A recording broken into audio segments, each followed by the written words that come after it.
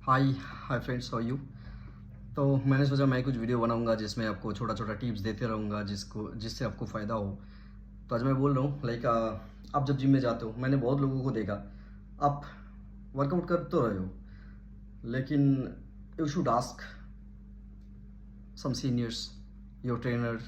अगर आपको कोई बोल दे चलो 3 सेट शोल्डर प्रेस मार लो, तो शोल्डर प्रेस में आपका जो मूवमेंट्स होगा वो एक्सटेंशन होगा, आपको कैसे लगाने हैं। अभी शोल्डर को मैकेनिज्म आपको जानना है।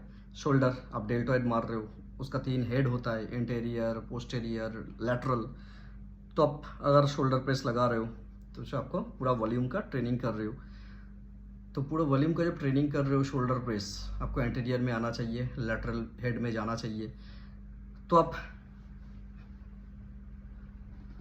आपको स्टेडीली फर्स्ट आपको मैकेनिज्म जानना है। शुड आस्क, मैं हमेशा बोलता हूँ ट्रेनर लोग जो होता है उसको हमेशा काउंसलिंग करना चाहिए, हमेशा कंटिन्यू बात करना चाहिए क्लाइंट्स के साथ। क्यों? क्योंकि आप जब जानोगे नहीं, you are paying your money, you are spending your money to learn. Okay, तो you have the rights to ask your trainer, you have the right to ask from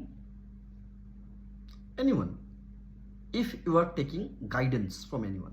okay, तो पहले मूवमेंट जानना होगा, मूवमेंट क्या है। Okay, tempo जानना है, आपको कितना दूर जाना है वो जानना है। हर वर्कआउट में ग्रेविटी मतलब इसेंट्रिक कॉन्सेंट्रिक जानना है, इनहेल एक्सेल को जानना है। ठीक है, तो that is why I am making the video this and I just want to inform you all through my video. आपको अगर कोई भी वर्कआउट कर रहे हो तो वर्कआउट किस मसल्स के लिए कर रहे हो, किस मसल के लिए कर रहे हो, उस वर्कआउट में pros cons, because negotiating with the form is dangerous for the strength training. जब भी स्ट्रेंथ ट्रेनिंग कर रहे हो, नेगोशिएट कर रहे हो फॉर्म के साथ, ये डेंजरस हो सकता है।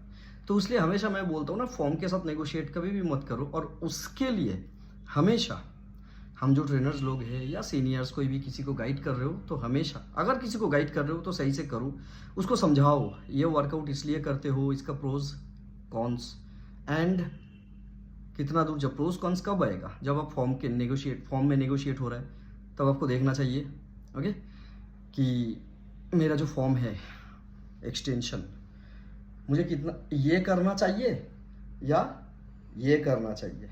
ओके, एल्बो कहाँ रहना चाहिए। आप जब मार रहे हो तो फुल रेंज ऑफ मोशन नहीं करोगे तो क्या हो सकता है, half of range of motion उसके बाद क्या हो सकता है। ठीक है, हमेशा इसलिए मैं आज से वीडियो बना रहा हूँ और मैं आगे भी बनाता रहूँगा।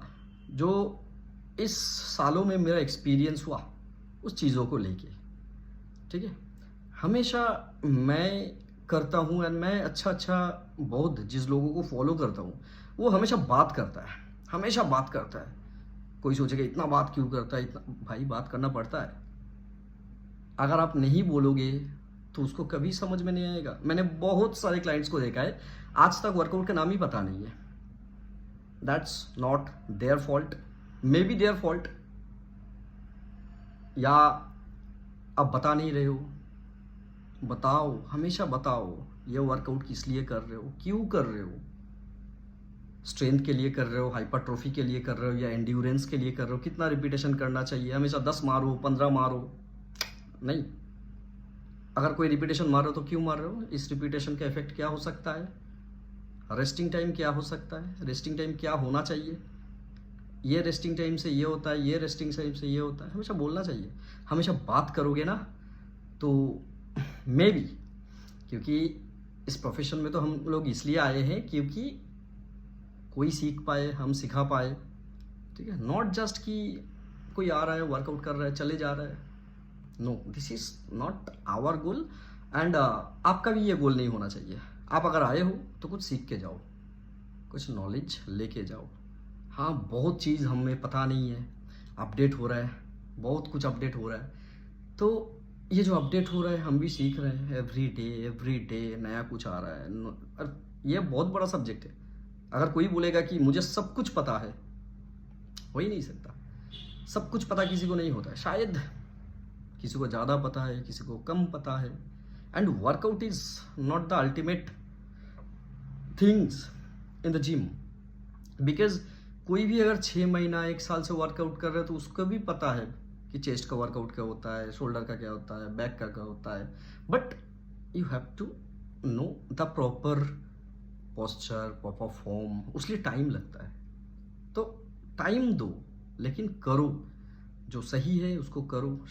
मतलब आपको जानना चाहिए नहीं कि रेंज ऑफ मोशन क्या होता है, कौन सा वर्कआउट का कौन सा क्या रेंज ऑफ मोशन होना चाहिए।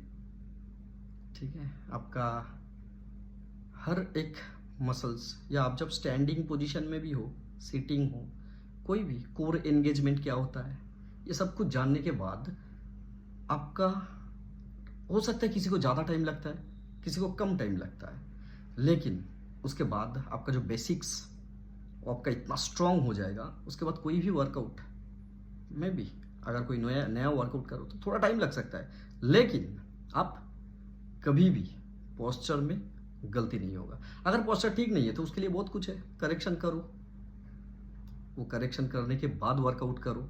अगर मोबिलिटी अच्छा नहीं है, उसको भी समझना चाहिए मोबिलिटी है कि नहीं अच्छा, और जॉइंट्स का मोबिलिटी वो अच्छा है कि नहीं, ये सब कुछ मिला के वर्कआउट होता है। तो बी वाइज एंड जिम में सिर्फ जाके वर्कआउट मत करो, जिम से कुछ वापस लेके आओ। Thank you.